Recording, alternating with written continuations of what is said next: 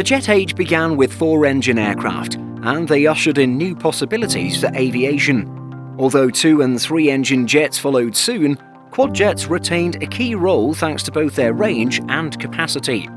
However, this is coming to an end now, with more improvements in twin-engine efficiency and declining demand for the largest aircraft. This is the story of quadjets, from transatlantic enabler to uneconomic giants.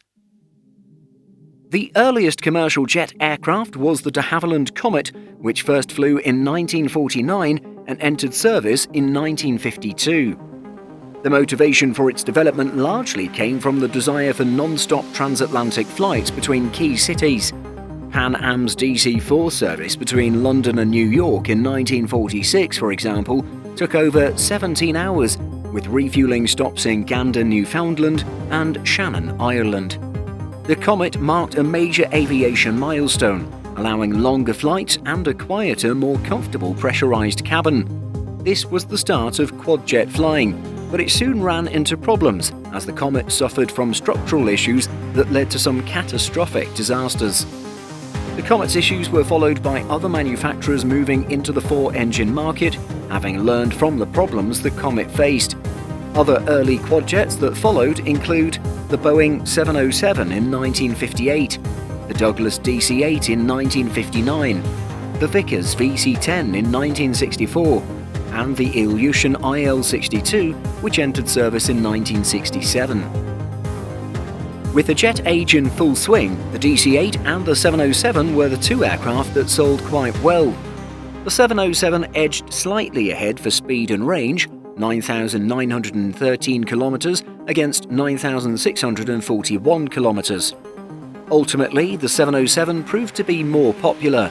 Boeing went on to sell 1,010 707s, while Douglas sold just 556 DC-8s. It established Boeing as a dominant civilian manufacturer with the 7X7 series. Both manufacturers attracted plenty of customers. Several airlines, including Pan Am, Air France and Lufthansa, even operated both types. One advantage that Boeing offered was its willingness to include airlines in the design process, offering custom variants for several carriers, such as a longer-range model for Qantas and larger engines for Braniff to use on South American high-altitude routes. And the Boeing 720 proved a popular, shorter 707 variant, more capable of operating at smaller airports. The challenges with four-engine aircraft were clear from the start, and it did not take long for airlines and manufacturers to consider reducing the number of engines. The Boeing 727 was the next development from Boeing and came about through joint requests from three of the largest US airlines at the time: American Airlines, United Airlines, and Eastern Airlines. These carriers wanted a smaller jet to serve shorter routes and smaller airports. The three-engine jet was agreed as a compromise that would deliver better efficiency and reduced operating costs, but still allow overwater flights to the Caribbean and operation at high-altitude airports. It went on to be a success for Boeing, with 1,832 aircraft delivered. McDonnell Douglas followed quickly with a narrow-body twin-engine DC-9 and later the three-engine wide-body DC-10. The DC-10 was intended as a replacement for the quadjet DC-8. Lockheed also entered the large jet market with the L-1011 TriStar, a three-engine wide-body. The early run of quadjets peaked with the launch of the Boeing 747 in 1970. Working with Pan Am, Boeing's development of the jumbo jet began in April 1966. The 747 and its upper deck hump allowed the full use of the main deck for freight, a concept that went on to be a great success for the series. For airlines and their passengers, this large size offered unrivaled space for a premium cabin or onboard lounge. The 747 has improved through several variants, culminating in the 747-400 in 1989. The Dash 400 has gone on to be the best-selling variant, with 694 aircraft delivered, remaining in production right up to 2009. 2005 for the passenger version. The story of quadjets is not just limited to large, heavy jets. Concorde has been one of the most famous commercial aircraft to date, using four engines to reach its speed of Mach 2. However, increasing costs and an unwillingness from governments to allow overland flight killed the rising excitement of supersonic flight. This was further compounded by a shift to larger high-capacity aircraft such as the 747 and the potential to offer lower fares. The Russian-built Tupolev Tu-144 also pushed the possibilities of 4 engines to supersonic flight. Unfortunately, its inefficiency, spotty safety record, and uncomfortable passenger experience led to an early end for this supersonic quadjet as well. And after a long gap, it is once again looking hopeful that supersonic travel will return, but these supersonic jets will not need 4 engines. There is one notable quadjet that served a different purpose. British Aerospace launched the BAE 146 regional quadjet in 1983. This remained in production until 2001, with 287 aircraft delivered, later becoming the Avro RJ. Its 4 turbofan engines were not for speed or heavy airframe. These were actually intended to aid short runway performance, as it was designed for feeder airlines operating at remote airfields. This not only provides extra power, but it also increases redundancy in the event of engine problems, allowing safe takeoff at difficult airfields. The aircraft has gained popularity for its much quieter operation. The high bypass turbofan engines are quieter than similar jet engines, and with 4 engines it can climb with less power. This small plane has been popular at London City Airport for this reason. Twinjet aircraft weren't too far behind quadjets.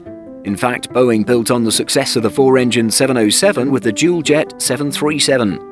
Airbus launched the first twin-engine wide-body aircraft, the A340, in 1974 as a competitor to the older Boeing 707 and 727, filling the gap between the 737 and 747. The aircraft's sales started slow, but it went on to sell over 500 aircraft once its reputation was established. Boeing, of course, introduced twinjet wide-bodies, but not until the 1980s with the 767. The 767 initially focused on transcontinental US routes, but with ETOPS developments it was soon allowed to fly further afield, performing the same job as quadjets, but more efficiently. The larger 777 followed in 1995, taking the capacity and range of the twinjet even further. If you're liking this video so far, why not click subscribe and hit the like button? Oh, and be sure to click that notification bell too. The limitations of twin engines up to this stage were not due so much to their power, but to their permitted range of operation. Until the 1980s, twin-engine aircraft were limited to operating up to 60 minutes from a suitable diversion airport, 90 minutes in some locations. This, of course, severely restricted long-distance and, in particular, over-water use. This changed with the introduction of ETOPS, Extended Range Twin-Engine Operational Performance Standards, developed in the early 1980s. ETOPS came about when it was proven that long-distance twin-engine flying was safe and reliable. Specific aircraft and their engines could be approved to extend the distance they flew from a diversion airport. The first rating of 120 minutes was given to Trans World Airlines, with the 767 allowing for transatlantic flight. Ratings have improved significantly since then. The Boeing 777 was the first aircraft to have a rating of 180 minutes. An ETOPS 180 rating already covers 95% of the Earth's surface, allowing more efficient transoceanic routes. ETOPS 240 was first given to the Airbus A340 in 2009, and the 787 later on. The A350 now has the highest rating of ETOPS 370. With ratings as high as this, the only no-go area for twin-engine aircraft is directly over Antarctica. Despite the introduction of the twin-engine A300, 767 and 777, it was not all over for quadjets. Airbus launched a 747 competitor in the form of the A340. The twin-engine A330 and 4-engine A340 were developed together, a smart move by Airbus that made the development of the A340 feasible despite lower sales. Airbus saw demand still for quads. Airbus's Vice President for Strategic Planning, Adam Brown, explained this, saying, "There was much internal debate whether to go with the big twin or the quad. North American operators were clearly in favor of a twin, while the Asians wanted a quad. In Europe, opinion was split between the two. The majority of potential customers were in favour of a quad, despite the fact in certain conditions it's more costly to operate than a twin. They liked that it could be ferried with one engine out and could fly anywhere. Remember, ETOPS hadn't begun then. Airbus tried to persuade airlines and passengers about the advantages of 4 engines once it launched the A340. Controversial advertising campaigns were even used, with slogans such as, "If you're over the middle of the Pacific, you want to be in the middle of 4 engines," and "4 engines, 4 long haul." With increasing popularity and capability of twin engines from the 1980s, the demand for 4 engines with heavy airframes is in decline. The 747-8 launched in 2011 and has only sold 47 passenger models and 94 freighters. Following the retirement of many 747-400 fleets, the Dash 8 will keep the iconic aircraft in the sky for a few more years yet, particularly with freighters. Airbus launched the A380 in 2007 with Singapore Airlines. This was a poorly timed development, with costs mounting and delays leading to the dropping of a freighter version. Its 2 decks boosted passenger capacity to a maximum of around 850. For comparison, the 747-8 offers a maximum exit limit of 605. 14 airlines ordered the A380, with just 251 aircraft sold. Almost half of these went to Emirates.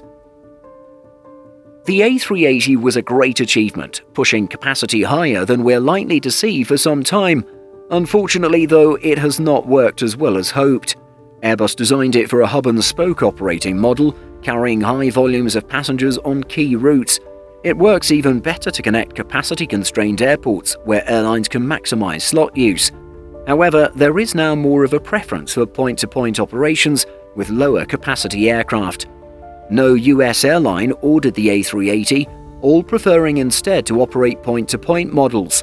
China, to a certain extent, has gone the same way. Only China Southern has found a role for the A380, operating it on busy routes to Los Angeles and domestically from Beijing to Guangzhou. Its size has also limited its use at many airports, something that the Boeing 777X has addressed with its folding wingtips. And as a final compilation, the economics of operating a small fleet has been tough. Just as with any aircraft, there are advantages in costs, maintenance, and scheduling of operating larger, similar fleets. Emirates has made this work for the A380, but many airlines have struggled with their smaller A380 fleets.